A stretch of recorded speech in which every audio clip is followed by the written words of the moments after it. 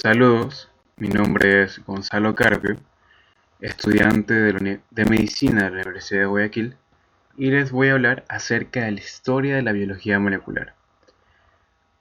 Primero tenemos como pionero a Charles Darwin, quien en el siglo XIX propone la teoría del origen de las especies.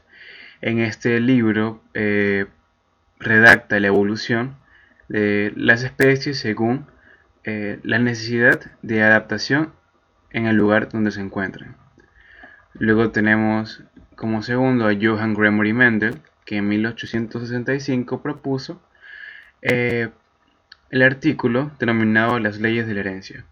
Él es el conocido como el padre de la genética, puesto que mediante un simple cálculo lógico, él pudo derivar cómo el fenotipo se expresa según la generación, ya sea la generación 1, generación 2, generación 3. Luego tenemos a Friedrich Mischer, quien entre 1865 y 1869 él comprobó que los núcleos de las células contenían una sustancia que la denominó nucleína. Eh, Obviamente, él sacó este nombre a partir de la ubicación y de lo que él creía que eran estas sustancias. Él creía que eran proteínas que se encontraban dentro de una especie de núcleo que se situaba dentro de la célula.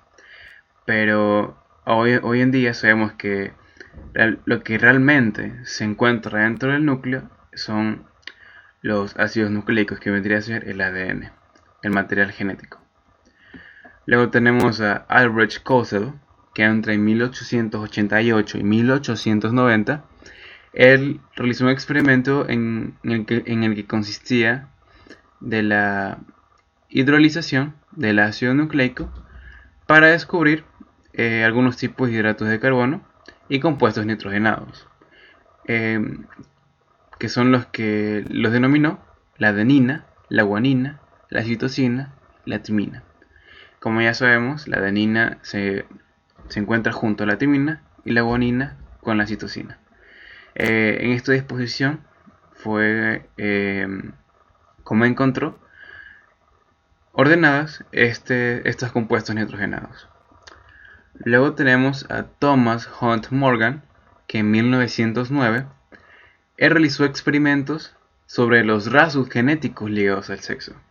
O sea que a partir de este tiempo ya se comenzó a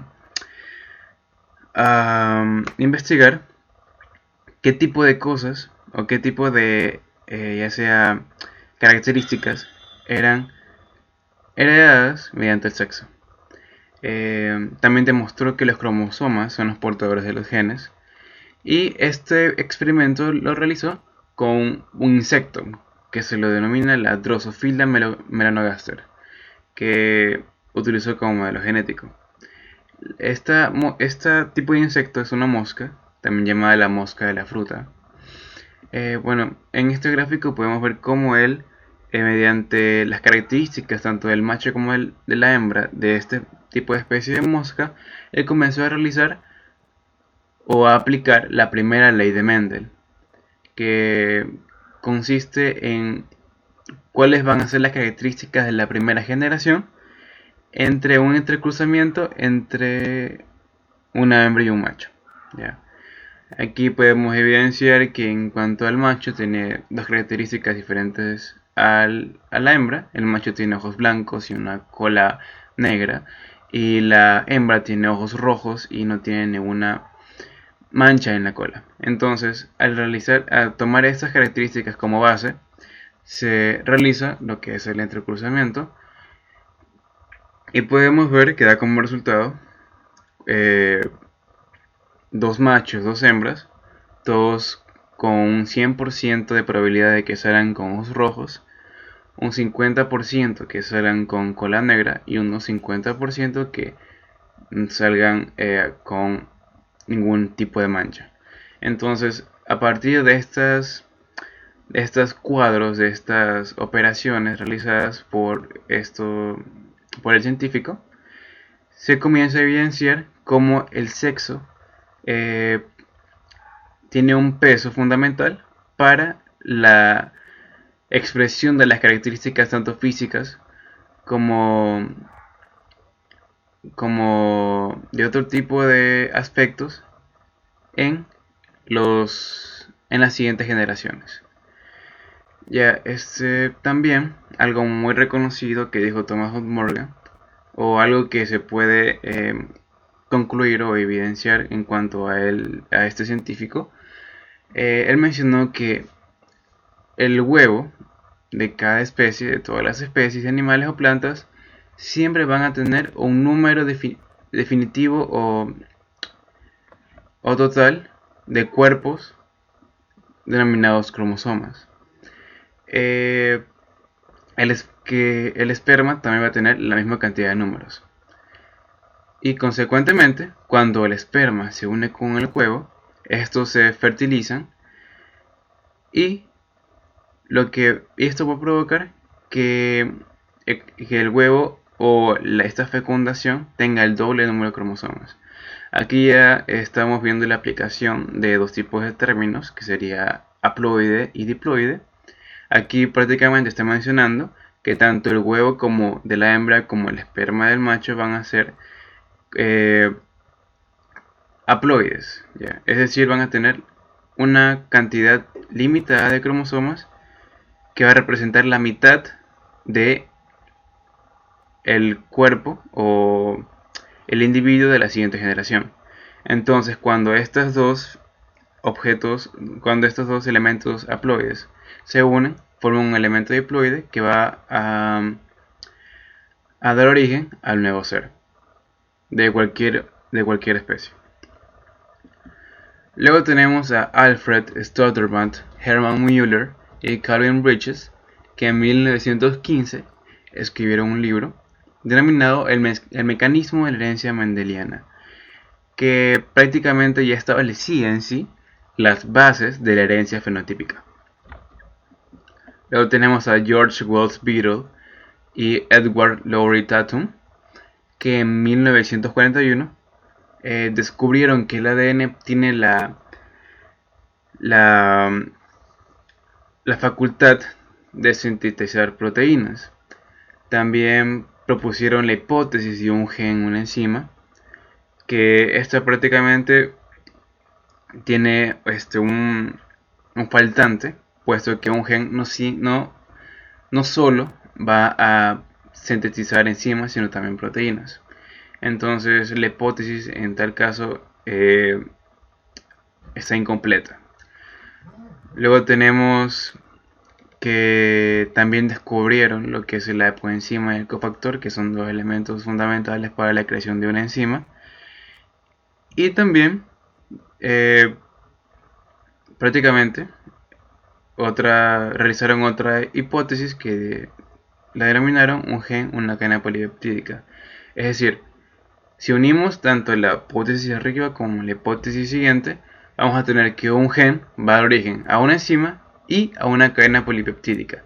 Esto ya va a depender de la información genética que exista en cada ADN, porque cada uno tiene la función o la facultad para sintetizar algún tipo de elemento. Luego tenemos a Erwin Chargaff, que en 1950 descubre las leyes que rigen la complementariedad de los ácidos nucleicos. Aquí ya se acentuaba la información que conocemos actualmente, que la adenina siempre va a estar ligada con la timina y la guanina con la citosina. En tal caso que exista alguna anomalía en cuanto a estas uniones, va a producir lo que denominamos las enfermedades genéticas, ya sea en el que exista una timina, guanina, citosina. Ahí estamos hablando de mutaciones genéticas. Entonces eso no se puede dar. Entre estos cuatro elementos nitrogenados, estos fueron clasificados en purinas y pirimidinas. las purinas adenina y guanina, y pirimidinas timina y citosina. Las purinas que contienen dos anillos, una hexosa y una pentosa, y las pirimidinas que solo está compuesta por una hexosa. Luego tenemos a Alexander Robertus, que también en el año de 1950 demostró que los nucleótidos se unían al ADN por enlaces fosfodiéster. Esta podría ser una particularidad del ADN para enlazarse y formar las cadenas como ya las conocemos. Luego tenemos a James Dewey Watson y Francis Cobham Crick, que en 1953 elaboraron el actualmente conocido modelo del ADN, que es la cadena de doble hélice. También explican cómo esto se duplica de una célula a otra. Aquí tenemos una imagen esquemática en cuanto a la doble hélice. Vemos cómo las uniones entre los compuestos nitrogenados se encuentran ahí, guanina, citosina, adenina, timina, y alrededor podemos ver los enlaces fosfodiéster y el azúcar. ¿Ya? También tenemos a Rosalind Ellis Franklin, que en 1950 y entre esta fecha y 1953 ella descubrió que el ADN presentaba grupos fosfatos en su exterior. Prácticamente se cree que entre Rosalind Franklin y Watson y Crick hubo alguna disputa o un robo de información, por eso también se le otorga a ella el descubrimiento del grupo fosfato, porque Watson y Crick también se cree que ellos también descubrieron esta característica del ADN. Y Rosalind también propuso que el ADN tiene dos formas helicoidales. Entre ellas, ella mencionó que había el ADN A y el ADN B. Y el ADN B fue el que demostraron Watson y Crick en su teoría. Y por último tenemos que, para culminar, que en cuanto a la historia de la biología molecular, en la actualidad, en la edad moderna, se toma en cuenta mucho algunos puntos específicos de toda esta historia. Entre ellas tenemos la teoría celular, que consiste en la revisión de cómo las células se duplican, cuál es su comportamiento, sus organelas, entre otras características. También la teoría de evolución por selección natural de Darwin, que como ya mencionamos, eso tiene que ver con la adaptación, con los cambios ambientales que influyen en un ser vivo. También tenemos las leyes de Mendel, que como ya sabemos, o como ya les mencioné anteriormente, tiene que ver con la herencia fenotípica de dos individuos de diferente sexo. Cuando ellos se aparean y tienen una generación, forman una nueva generación, podemos evidenciar cuáles podrían ser las características próximas de estos seres vivos. Y por último tenemos la teoría cromosómica de la herencia, que prácticamente sería una recopilación de todo lo ligado a la herencia a partir de las leyes de Mendel. Esto fue todo, muchas gracias.